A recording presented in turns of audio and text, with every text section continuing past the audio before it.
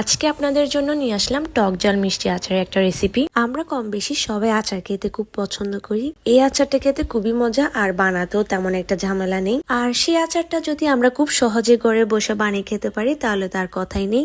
এই সময় কিন্তু অনেক বেশি কাঁচা আম পাওয়া যায়। তাহলে চলুন দেখে আসি। আচারটা বানাতে আমাদের প্রথমে লাগবে কাঁচা আম। এখানে প্রায় ৩-৪ কেজি মতো কাঁচা আম হবে। আমি প্রথমে আমগুলোকে ধুয়ে ভালোভাবে পরিষ্কার করে নিই। এরপর আমি আমের কুসাগুলো ছিলে নিব।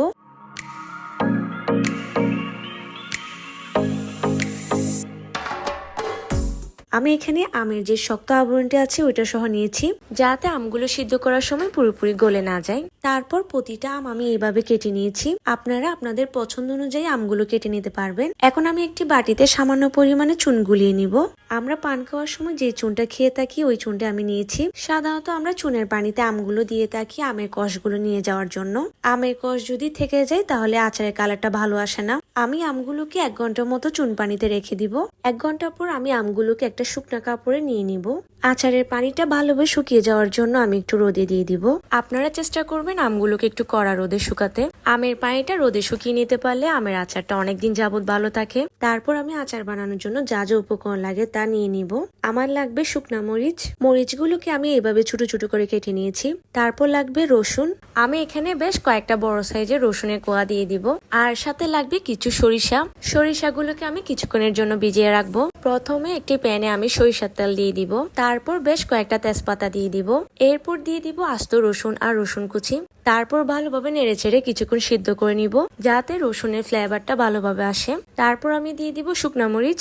এখানে আমি 2 টেবিল চামচ পাঁচফোড়ন নিয়ে নিয়েছি। এই আচারে পাঁচফোড়ন দেওয়ার কারণে স্বাদটা অনেক বেশি বেড়ে যায়। তারপর স্বাদ মতো লবণ দিয়ে দিব।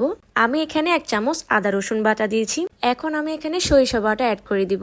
সরিষা বাটা দেওয়ার কারণে আচারের স্বাদটা দ্বিগুণ বেড়ে যাবে। তেলের মধ্যে সবকিছু একবার ভালোভাবে মিক্স করে নিব। তারপর আমি পরিমাণ মতো চিনি দিয়ে দিব। অল্প একটু শুকনো মরিচের গুঁড়া দিয়ে দিব, যাতে কালারটা ভালো আসে। তারপর আমি অল্প পরিমাণে ভিনেগার দিয়ে দিব। এখন আমি কেটে রাখা আমগুলো দিয়ে দিব।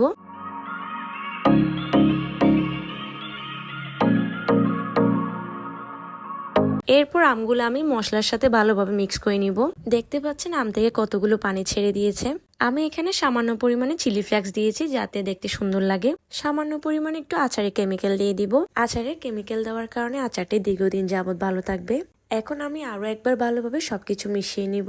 এরপর ঢাকনা দিয়ে আমি আরো কিছুক্ষণ আচারটা ভালোভাবে সেদ্ধ করে নিব। এখানে আমি আচারের পানিটা আরেকটু শুকিয়ে নিব, যাতে আচারটা একটু মাখা মাখা লাগে। মাশাআল্লাহ, দেখতেই পাচ্ছেন আমার আমের আচারটা একদম রেডি। আচারটা পুরোপুরি ঠান্ডা হওয়ার পর আমি একটা কাঁচের জারে ঢুকিয়ে রাখবো।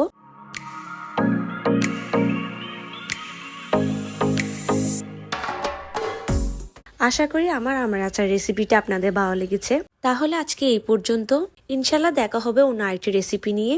সবাই ভালো থাকবেন আর আমার জন্য দোয়া করবেন। আল্লাহ হাফেজ।